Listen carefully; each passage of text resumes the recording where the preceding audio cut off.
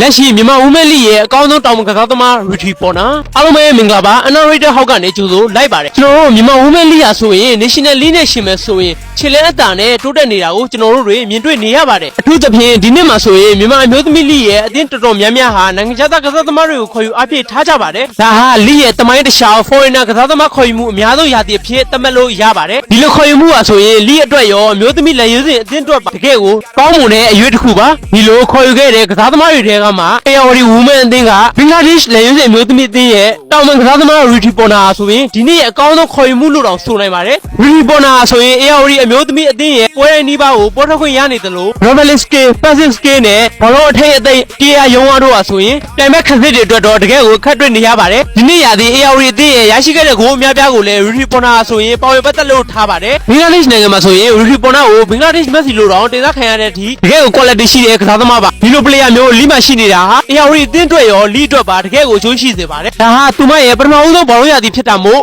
နောက်ဘောလုံးရာသီတွေမှာလည်း AOD အသင်းမှာဆက်ရှိနေပါသေးလို့ဆန္ဒပြုရင်းအသင်းနဲ့အတူချန်ပီယံဆုဖလားတွေလည်းရရှိပါသေးလို့ဆုတောင်းပေးလိုက်ပါတယ်ဗျကျေးဇူးများကြီးတင်ပါတယ်ကျွန်တော်ရဲ့အကောင့်လေးကိုလည်း like and follow ပေးခဲ့ကြပါအောင်ဗျ